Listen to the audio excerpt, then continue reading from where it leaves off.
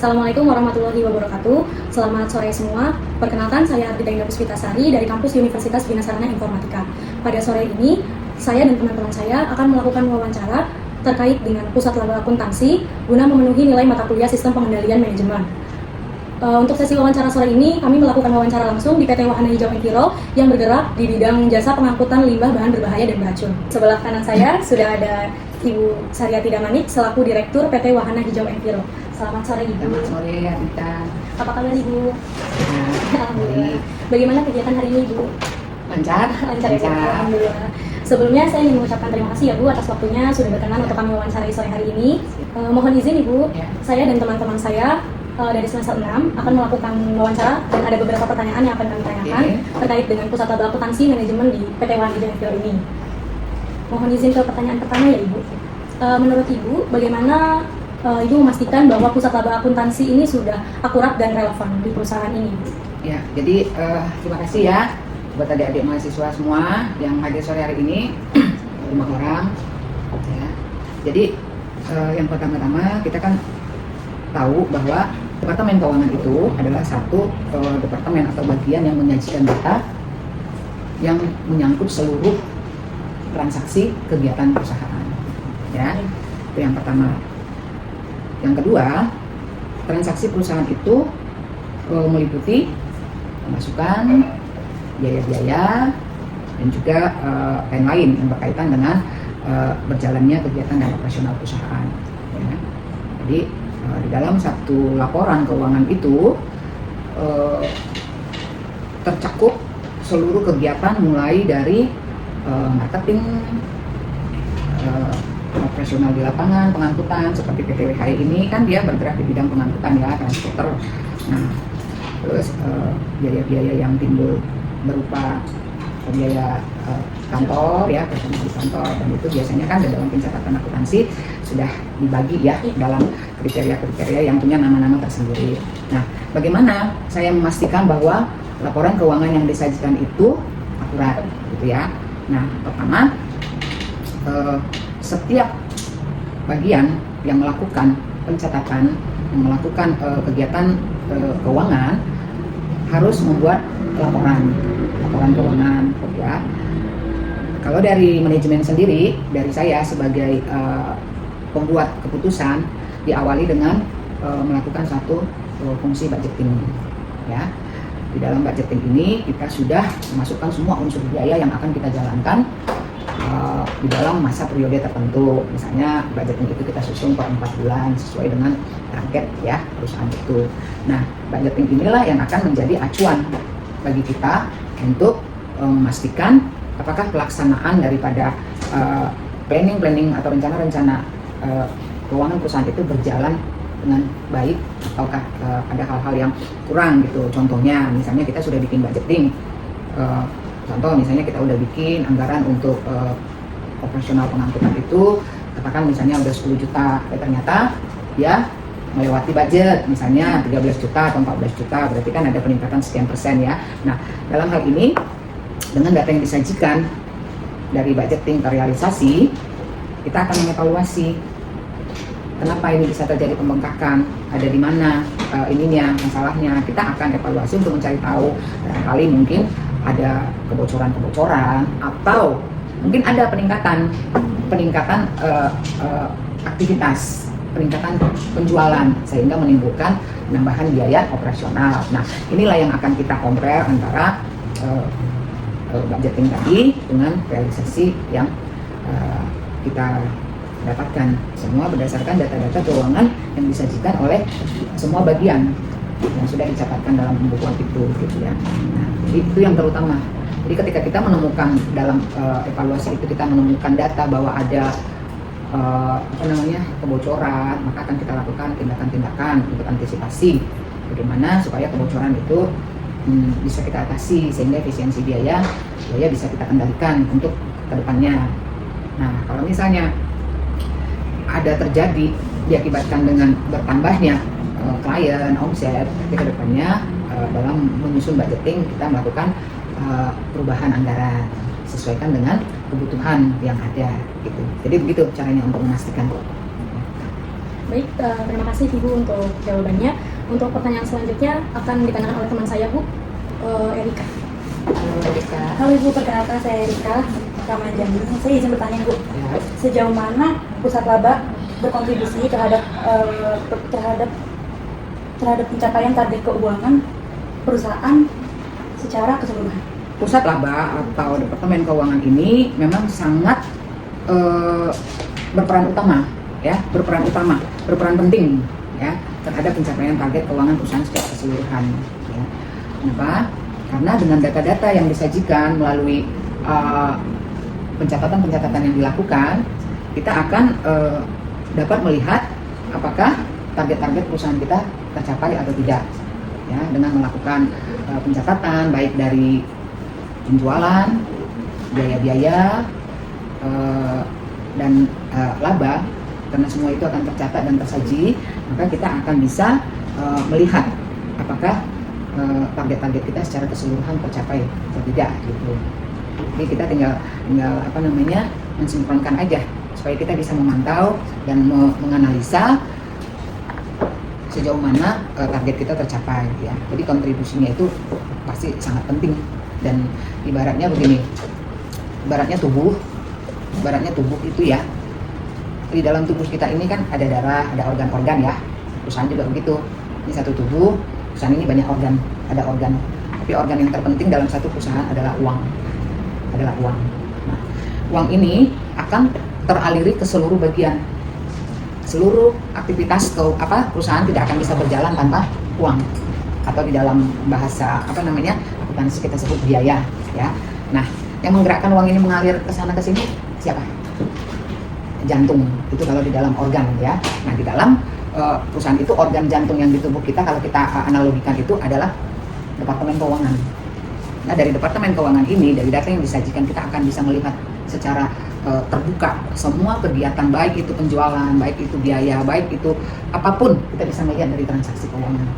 Jadi kalau misalnya bagian keuangan atau pusat laba ini tidak melakukan fungsinya dengan benar, tidak melakukan tugasnya, manajemennya dengan benar, maka aliran darah tadi tidak akan berjalan dengan baik, bisa terjadi kebocoran gitu kan.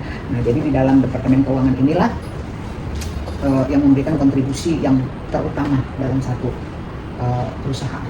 Kalau bagian keuangannya itu bagus, mulai dari atas manajemennya sampai ke bawah di dalam Departemen Keuangan itu, biasanya perusahaan itu akan berjalan dengan baik. Baik Ibu, terima kasih. Selamat sore Ibu, perkenalkan saya dengan Aprilia. Izin bertanya untuk pertanyaan berikutnya. Apa yang Ibu hadapi, apa tantangan utama Ibu hadapi dalam mengelola dan mengevaluasi pusat laba? Tantangan yang paling besar dihadapi dalam mengelola keuangan ini adalah mengevaluasi keuangan ini adalah ketika data-data yang disajikan itu tidak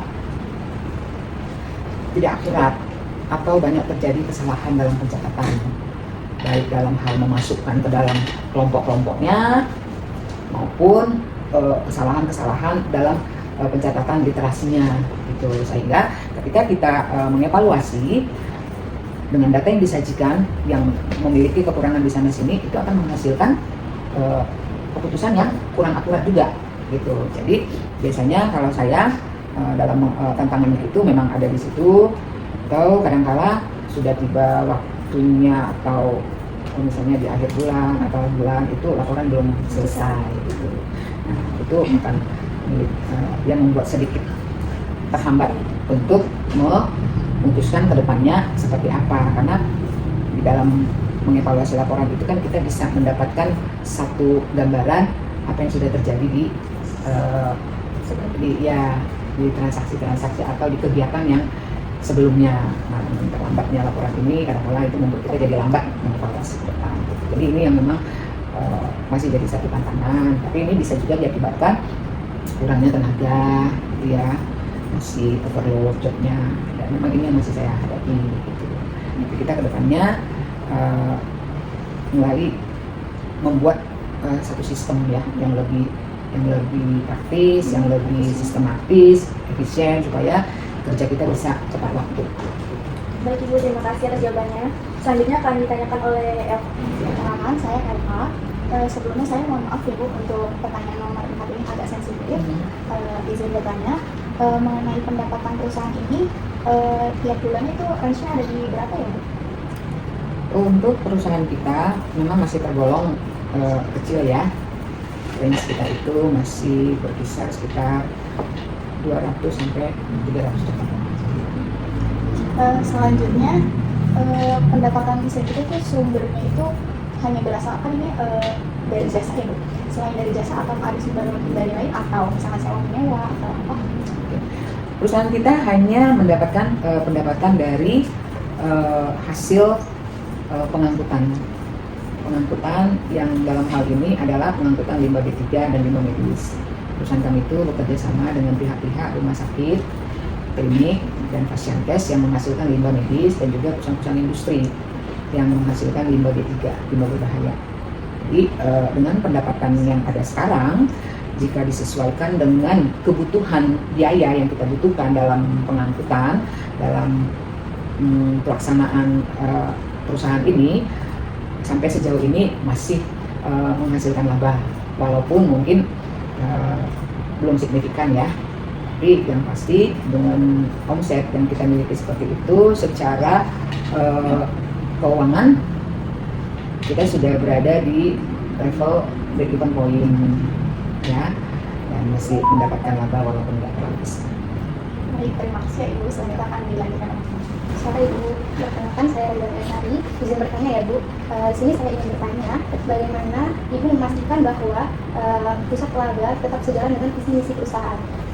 Untuk memastikan itu, kita harus selalu berkoordinasi dengan semua bagian, melakukan koordinasi, karena di dalam perusahaan itu kan yang pertama ada marketing, ya, bagian marketing, ada bagian keuangan, ada bagian operasional pengangkutan, operasional ya yang terkait dengan itu, dan sumber daya manusia gitu. Nah, pusat laba ini harus selalu melakukan koordinasi dengan semua bagian untuk memastikan apakah yang mereka lakukan itu ya masih sejalan dengan apa yang menjadi tujuan perusahaan. Misalnya bagian keuangan, manajemen keuangan, atau saya sebagai direktur keuangan sudah membuat satu anggaran dan sudah membuat suatu budget atau laba. Saya mau perusahaan ini di tahun 2025 ini punya target, misalnya saya mau 5M. Nah, target ini kan akan kita breakdown kan ke bagian marketing, ke sales, ke bagian operasional untuk pengangkutan segala macam, dan ke sumber daya manusia kita, ke HRD kita ya, supaya semua bisa sejalan dengan tujuan perusahaan yang tadi gitu. Jadi ini akan kita evaluasi setiap bulan secara final untuk memastikan apakah yang sudah kita buat perencanaan tadi berjalan sesuai dengan yang sudah terencana gitu ya, baik dari marketingnya jalan nggak gitu, karena dalam anggaran perusahaan pasti ada kan biaya marketing, biaya sales, biaya ini, begitu juga dengan biaya operasional kan, ada biaya angkut, biaya itu, biaya segala macam, begitu juga di semua lini, semua bagian. Nah, keuangan ini berperan penting gitu untuk memastikan semua berjalan dengan baik, dengan sesuai dengan visi dan misi gitu. Jadi selalu melakukan koordinasi, selalu melakukan meeting ya dengan semua bagian untuk memastikan, untuk meminta masukan, laporan dari semua bagian, dan kita akan mengcompare dengan apa yang sudah kita rencanakan dari bagian keuangan. Saat ini, apakah struktur pusat laba di perusahaan ini sudah berjalan optimal atau belum? Kalau misalkan belum, apa yang perlu diperbaiki? Untuk struktur berarti berkaitan dengan human ya, resources ya, dan sistem yang kita buat. Untuk perusahaan kecil seperti kita, sampai sejauh ini belum optimal, tapi sudah bisa berjalan sesuai dengan standar operasional yang sudah ditetapkan oleh perusahaan. Kalau dibilang optimal, ya itu tadi kan masih ada kelemahan di sana sini seperti keterlambatan, mungkin laporan-laporan.